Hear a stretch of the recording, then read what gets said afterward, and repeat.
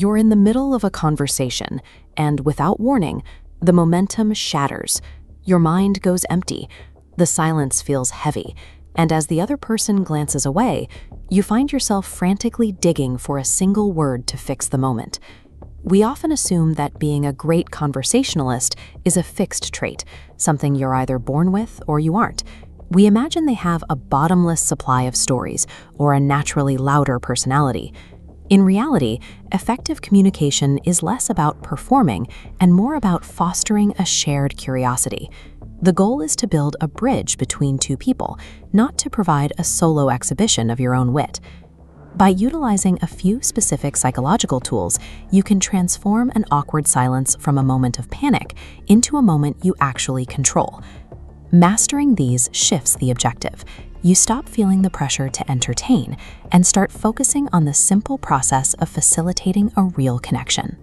When your mind hits a wall, shift your focus from your own thoughts to the physical room around you.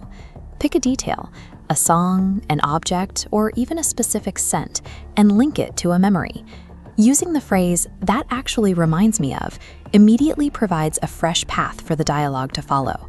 The secret here is to relate, not to compete. If someone mentions a difficult experience, the goal is to offer a memory that validates their feelings, rather than trying to overshadow their story with a bigger one of your own. Conversations frequently stall because we ask for data instead of experiences. Yes or no questions lead directly into a dead end. Instead, focus on the why. When someone mentions a choice, ask about their motivation. People enjoy sharing reasons far more than reciting facts. A dialogue thrives on emotion. By leaning on your shared environment and exploring personal motivations, you ensure the conversation has a constant supply of fuel. Even with a great start, the energy can dip. This is a natural part of the rhythm. When a topic runs dry, you can reset the entire room by introducing an expansive, open question, like, "What's your story?" This hands the steering wheel to the other person. They will instinctively guide the conversation toward the things they care about most, whether that's their family, focus on their career, or a passionate hobby. You can also build rapport by making a positive observation about the person in front of you. Noticing that someone seems exceptionally calm under pressure or strikes you as highly creative makes them feel seen. This approach is essentially fail-proof. If your observation is accurate, they'll be happy to expand on it. If you're off the mark, they will usually jump at the chance to explain what they are actually like. People have a deep desire to be understood. When you give them the space to define themselves, the conversation becomes self-sustaining. Perhaps the most counterintuitive lesson is to stop fighting the silence. Most people feel a rush of anxiety after a few seconds of quiet and scramble to fill the gap.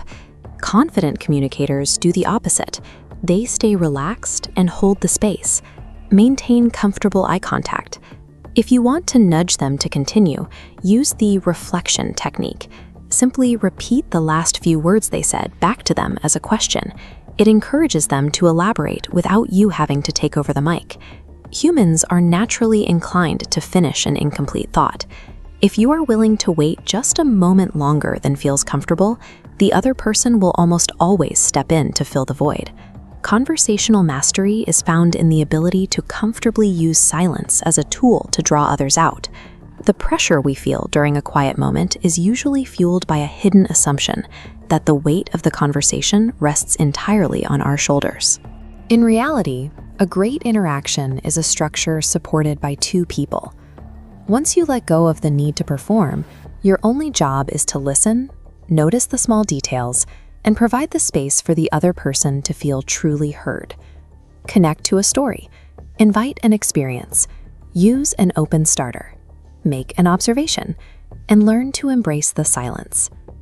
The people we enjoy talking to the most aren't necessarily the funniest or the smartest. They are simply the people who make us feel like we are interesting. If you found this helpful, share it with someone who might be struggling with social anxiety. And for more deep dives into the psychology of self-improvement, subscribe to Brain Library. We'll see you next week.